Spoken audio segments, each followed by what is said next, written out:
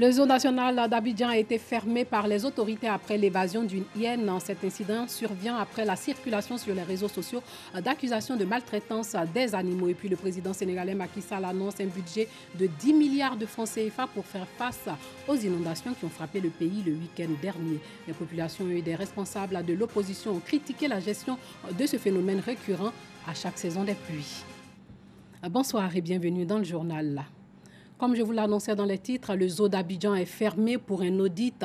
La décision fait suite à l'évasion du zoo d'Abidjan d'une hyène hier. Dans une vidéo amateur diffusée sur les réseaux sociaux, l'on voit l'animal maîtrisé. Le ministère des Eaux et Forêts informe dans un communiqué que la hyène a été capturée sans encombre et remise dans son enclos. La hyène s'est échappée dans l'après-midi d'hier, semant le trouble dans le quartier de Las Palmas, voisin du zoo, circulant entre les immeubles et les voitures. C'est aux deux plateaux dans la commune de Cocody. Elle n'a attaqué personne. Cet incident survient après la circulation sur les réseaux sociaux d'images d'un lion famélique et d'accusations de maltraitance. Que se passe-t-il donc au zoo national d'Abidjan? Bintou Pekele a rencontré le colonel-major Kwame Martial pour comprendre. Oui, bien entendu, parmi les animaux du zoo, il faut dire qu'il y a deux hyènes. Il y a une qui s'est échappée à la suite d'une maladresse du soigneur. Le soigneur, comme toujours, ils arrangent leur cage et il a oublié de fermer la porte. C'est à partir de ce moment que l'hyène s'est échappée. Mais des dispositions ont été prises pour que l'hyène soit rattrapée et emmenée dans sa loge. Le zoo a une nouvelle gestion depuis une année et des dispositions sont prises pour que ces animaux-là vivent dans de bonnes conditions. Bien entendu, les agents qui travaillent dans ce zoo ont un code de conduite à respecter. C'est comme toute entreprise. Si vous respectez le code de gestion, le contrat de travail, vous restez. Sinon, je pense que s'il y a des mesures à prendre, on les prend. L'agent qui travaille au zoo a un devoir de réserve. Et je pense que ce n'est pas parce qu'il a dénoncé que les animaux sont maltraités, mais c'est parce qu'il n'a pas respecté le contrat de travail. Alors, je voudrais vous rassurer qu'il n'y a pas de maltraitance d'animaux au niveau du zoo. Et puis, des dispositions sont en train d'être prises pour que les procédures de gestion des animaux soient bien suivies, de façon à ce que ce qui a été vécu avant-hier ne se reproduise plus. Les animaux sont nourris selon les procédures internationales, selon les normes internationales. Voilà. Donc je pense que les animaux sont dans de bonnes conditions et nous pouvons vous rassurer au nom de M. le ministre que les animaux sont bien traités, même pas seront bien traités, sont véritablement bien traités. Alors nous voulons rassurer la population ivoirienne que le zoo a été fermé pour des travaux de réaménagement. Et très bientôt, dans un mois tout au plus, ce zoo sera rouvert pour le bonheur des Abidjanais. Voilà, c'était l'intervention du colonel-major Kwame Martial du ministère des Eaux et Forêts qui nous éclairait un peu sur le sujet. Parlons à présent éducation. L'Organisation des Nations Unies pour l'éducation, la science et la culture estime ainsi que 773 millions d'adultes et de jeunes dans le monde ne possèdent pas les savoirs de base en lecture et écriture, dont 2 tiers des femmes, et que plus de 617 millions d'enfants et d'adolescents n'ont pas le niveau minimum de compétences en lecture et en mathématiques. Et durant la période de confinement, l'éducation est passée de 91% de la population scolaire mondiale a connu un coup d'arrêt et cette rentrée est placée sous le signe de l'incertitude. Mais les adultes sont peut-être plus encore les laissés pour compte de cette crise. Cette situation a été évoquée lors de la célébration de la 53e journée internationale de l'alphabétisation. La journée internationale de l'alphabétisation qui a été instituée pour renforcer la sensibilisation et mobiliser les différents acteurs en faveur de l'alphabétisation. Cette journée a pour thème cette année l'alphabétisation et la transmission du savoir à l'ère de la crise de la COVID-19. Écoutons à présent la ministre de l'Éducation nationale qui se prononce sur les effets de la maladie à coronavirus sur l'alphabétisation. Je voudrais noter ici que la COVID-19 a nécessité un réaménagement conséquent de notre dispositif éducatif. L'éducation non formelle, l'alphabétisation en l'occurrence, a connu de ce fait quelques mutations avec la promotion de nouveaux canaux. L'offre alternative, c'est-à-dire l'utilisation dynamique des TIC, a été exploitée pour que le processus ne s'arrête pas.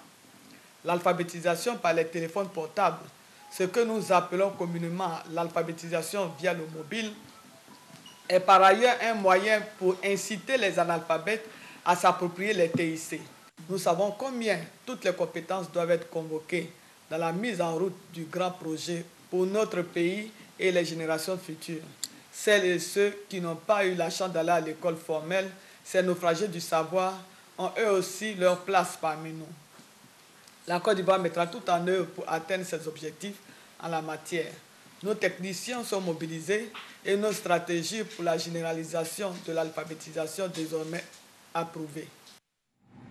Inauguration de la médiathèque de la Maison des Jeunes et des Savoirs de la commune de Yopougon. Cette bibliothèque multimédia va permettre aux jeunes de se cultiver, bien évidemment.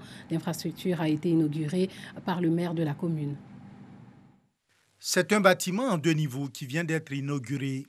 L'édifice comprend une salle polyvalente, une médiathèque, des salles de conférence, un incubateur d'entreprise et une cafétéria. Coût global du bâtiment, 750 millions de francs CFA. Lors de l'inauguration de ce bâtiment, le maire de la commune de Yopougon, Julbert Kafana Koné, a remercié tous les acteurs qui ont permis à sa municipalité de réaliser cet édifice pour le bien-être de la jeunesse. Cet établissement d'accès public se veut un modèle d'infrastructure inclusive qui tient compte de toutes les couches sociales. Si la jeunesse constitue le fer de lance de toute nation qui aspire au développement, elle mérite un cadre adéquat d'éducation et de formation. La mairie de Yopougon, consciente de cette responsabilité, a entamé plusieurs projets dans une dynamique de réaménagement urbain pour l'épanouissement de sa jeunesse. Mobilisés lors de l'inauguration de cet édifice, les jeunes de la commune de Yopougon ont promis faire un bon usage de cet édifice. Un appel à toute la jeunesse de Yopougon, leur dit que ce joyau est offert à la jeunesse et que les jeunes doivent pouvoir fréquenter ce bâtiment et venir en information. Rappelons que cet édifice a pu voir le jour grâce aux actions conjuguées de la mairie de Yopougon et de l'Association internationale des maires francophones, AIMF. Un mot de culture, Festival du tourisme à Dimbokro pour la promotion et le développement du tourisme dans le Hunzi. Ce festival va mettre en exergue l'originalité de la culture et des arts du peuple Agba, ainsi que le patrimoine touristique de la région du Hunzi. Il va aussi offrir des opportunités d'affaires aux opérateurs économiques, notamment ceux de l'hôtellerie, du transport, de la restauration, du commerce et des services divers. Une initiative de la direction départementale du tourisme et des loisirs de Dimbokro. Le reportage de Charles Tatou. Dimbokro, chef-lieu de la région d'Unzi, avec son histoire, ses monuments du temps colonial et son pont métallique de plus de 100 ans. Tous ces atouts et potentialités font de cette localité une ville touristique. Ce festival, qui est à sa 9e édition, est un outil permettant la promotion du tourisme et de la localité. Prestations de danse traditionnelle et moderne en vue de rapprocher les apprenants d'un pan du produit culturel et touristique local. Des émissions débats sur le tourisme, toutes ces activités dans le strict respect des mesures barrières. Dans le domaine du tourisme, le taux de l'offre de la région d'Unzi en termes de lits hôteliers est encore insignifiant, avec 0,60% de l'offre nationale d'hébergement. À cet effet, le directeur de cabinet du ministre du Tourisme et des Loisirs lance un appel au cadre de la région d'Unzi afin de contribuer à l'amélioration et à l'accroissement des infrastructures touristiques de leur localité. Une offre nationale d'hébergement de 3 320 hôtels pour 49 536 chambres et 99 072 lits au niveau national. Donc, Dimbokro ne compte à ce jour que 297 chambres et 594 lits. Le tourisme rime avec la culture. Un concert d'artistes musiciens zouglous, méconnus et connus du public, a donné une note de gaieté à la 9e édition du Festoudim de Dimokro. Hors de chez nous en Guinée, 12 candidats dont Alpha Condé concourront à la présidentielle du 18 octobre prochain selon la liste validée mercredi, c'est-à-dire aujourd'hui même par la Cour constitutionnelle. Cette dernière a écarté pour des raisons médicales une seule des 13 candidatures déposées avant l'échéance hier soir à minuit heure locale et GMT.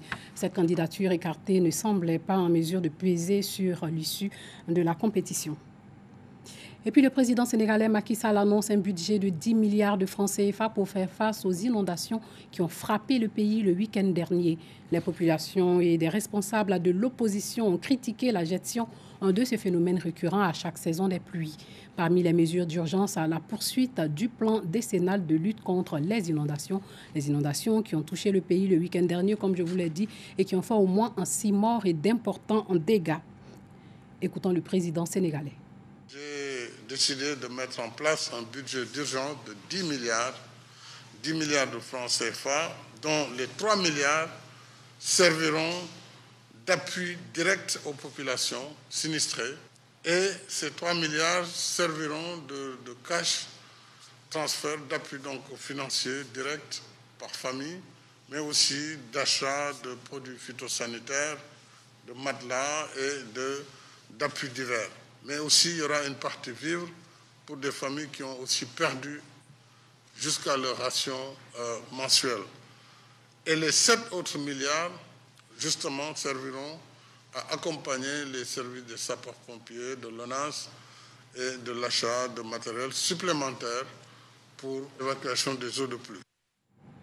En Europe, le gouvernement britannique a défendu aujourd'hui sa décision de revenir sur certains engagements pris dans le cadre du Brexit en violation assumée du droit international qui plombe des négociations déjà difficiles avec l'Union européenne sur leurs futures relations. Ces modifications visent à garantir la fluidité et la sécurité du marché intérieur britannique, selon le Premier ministre Boris Johnson devant les députés. Concernant en particulier les arrangements douaniers en Irlande du Nord, elles sont destinées à faciliter les échanges commerciaux au sein du Royaume-Uni après la fin de la période de transition post-Brexit qui va s'achever fin décembre. Le projet de loi britannique violerait le droit international et saperait la confiance entre les deux partenaires. C'est ce qu'a affirmé de son côté la présidente de la Commission européenne, Ursula von der Leyen. Ce revirement surprise de Londres met de l'huile sur le feu dans les négociations déjà difficiles avec l'Union européenne sur un accord commercial post-Brexit. Et selon le président du Parlement européen, il expose que Londres a de graves conséquences de la part de Bruxelles. En Grèce, des milliers de migrants sur l'île grecque de Lesbos se retrouvent sans abri après un incendie qui a ravagé au petit matin Moria, le plus grand camp de réfugiés de Grèce où ils s'entassaient. L'incendie s'est déclaré quelques heures après que les autorités ont annoncé que 35 personnes avaient été testées positives au Covid-19. Lesbos, Grèce, entre cendres et fumée, des milliers de migrants sans abri. Un incendie a ravagé le camp de Moria sur l'île de Lesbos. Le feu était là-bas. Les gens ont crié. Nous avons entendu et nous nous sommes enfuis à travers la jungle.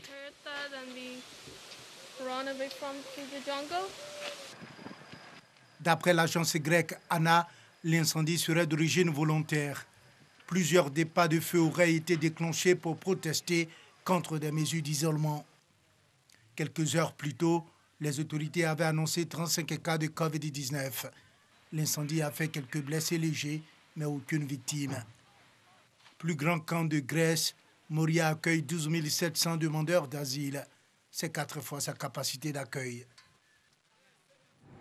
Sachez que la France est dite prête à prendre sa part dans la solidarité face au drame de Lesbos. Le camp de Moria sur cette île de la mer Égée héberge près de 12 700 demandeurs d'asile, 4 fois sa capacité d'accueil.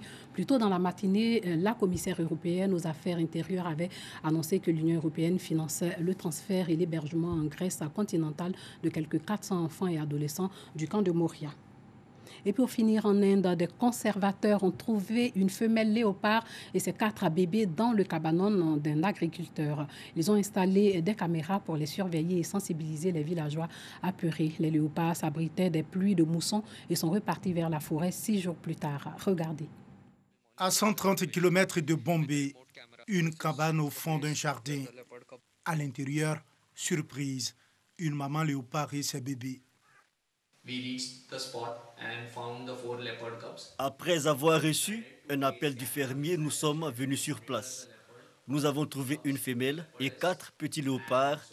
Nous avons placé des caméras à l'intérieur de la cabane pour les surveiller et aussi veiller à ce que personne ne les dérange. Nous sommes arrivés à la conclusion qu'il fallait les laisser jusqu'à ce qu'ils repartent. La zone n'est pas fréquentée par les léopards. C'est la première fois que le village a vu des léopards de près. Ils sont présents, mais à 10 km des habitants. On pense que ce léopard s'est égaré et qu'il cherche un abri contre la pluie pour ses 4 petits.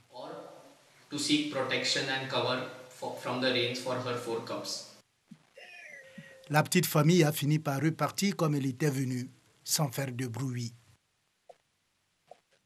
Voilà, c'est sur ces belles images que s'achève ce journal. Portez-vous bien.